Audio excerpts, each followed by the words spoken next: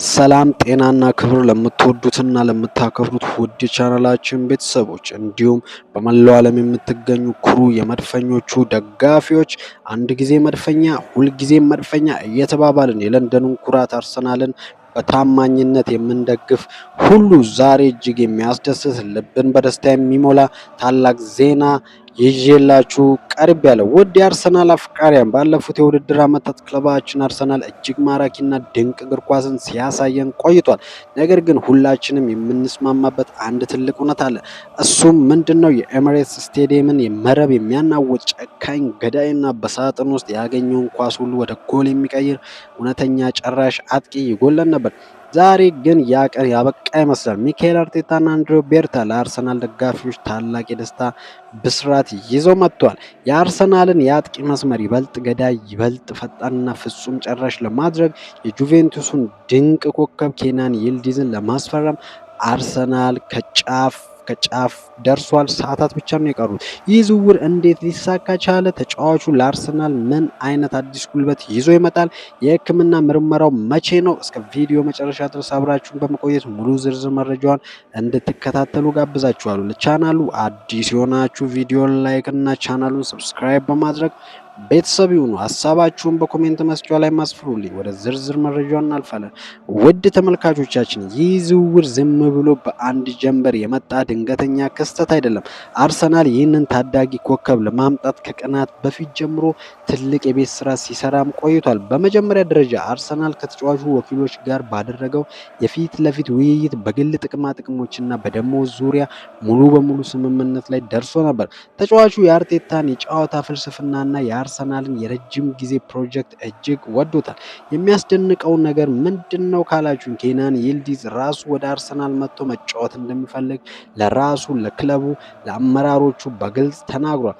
አዎ እኔ ወደ ኤሚሬትስ መሄድ እፈልጋለሁ፣ የአርሰናልን ማሊያ መልበስም እፈልጋለሁ፣ ስለዚህ ክለቡ እንዲለቀኝ ፍቀዱልኝ በማለት ለጁቬንቱስ ቦርድ አባላት ጥያቄውን በይፋ አቅርቧል።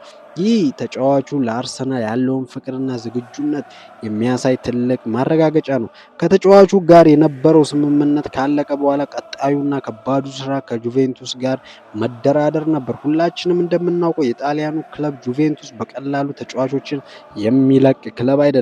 በተለይ ደግሞ እንደ ይልዲዝ ያለ የወደፊት ተስፋን አሳልፎ ለመስጠት ብዙ ገንዘብና ጠንካራ ድርድር ይጠይቅ ነበር።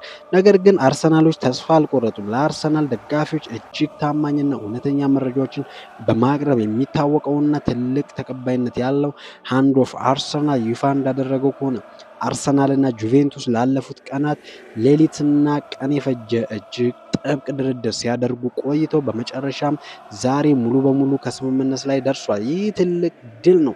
አርሰናል የፈለገውን ተጫዋች ለማግኘት ያለውን የፋይናንስ አቅምና የድርድር ብስለት ያሳየበትም ክስተት ሆኗል።